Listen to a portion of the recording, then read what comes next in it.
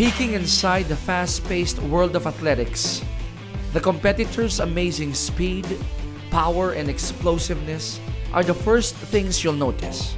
Perhaps those three visually stunning attributes are the only imprints you'll remember as time goes by.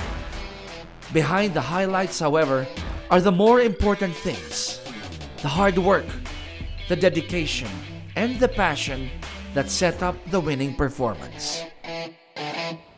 Oop.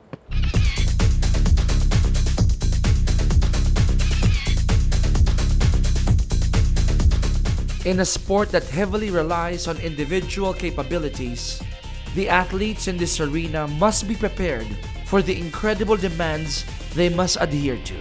Isa pa. And go. Elite level runners, jumpers, and throwers from all over the world wholeheartedly embrace the responsibility. Included among these highly determined athletes are the members of the Philippine Athletics Team.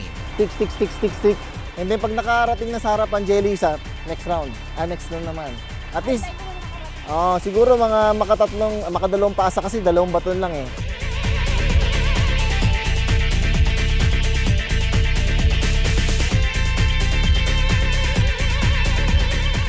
Training for something that requires immense strengthening of the lower and upper body muscles, along with the necessary reconfiguration of body mass, the team endures tremendous punishment in preparation for battle.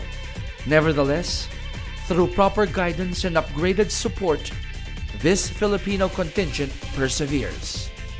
Sa umaga po, weights o takbo. Sa hapon, gym, MW po. Yung sa TTHS, umaga po, takbo na naman. Sa hapon, throwing naman.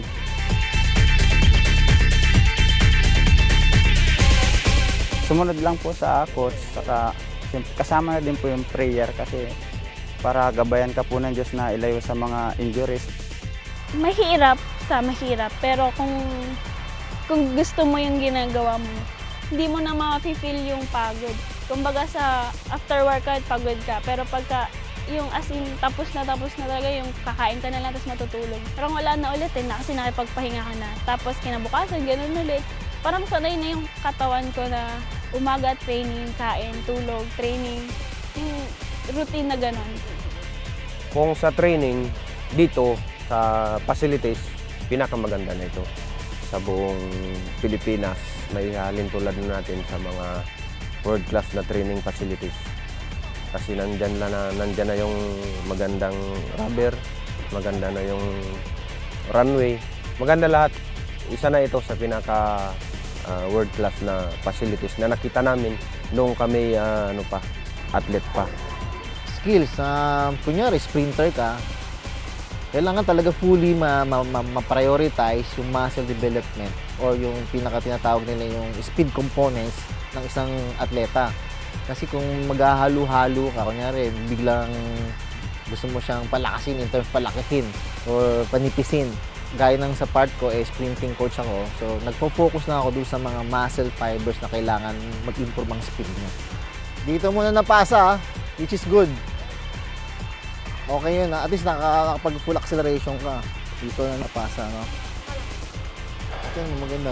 Ganda na yung galaw ng baton. Athletes are expected to step up to the challenge. It's not always, though, that a champion's heart would be enough to will the body across the finish line. When the going gets tougher than usual, it's on the coaches to boost their charges' morale and lift them over the hurdle. Training dito very demanding, no? Kasi number one, physical event to.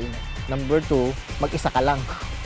So kung mag-i-improve ka, hindi ka pwedeng umasa doon sa ka-teammate mo o doon sa mismong merong susuporta sa'yo o may magdidepensa sa'yo. Kung gusto mong lumakas talaga dito, kailangan yung player mismo, siya mismo, magsikap, magtiyaga at makinig sa coach. Ititimbangin mo rin sa kasi iba-iba rin naman yung athlete. Pero yung training program nila is nakalatag na yan. Parang meron kang yearly na training program para sa kanila. Pero ang pagbigay mo lang ng training load depende sa capacity ng athlete kasi hindi naman yan pare-parehas. Mararamdaman mo lang habang nagtitraining ka.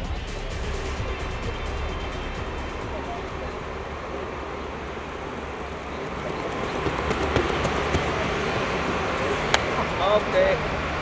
Last one. Aside from the help of the mentors, working under duress and fighting through setbacks are made a little less difficult as the athletes draw strength from their peers, their love for the game, and last but not least, their faith.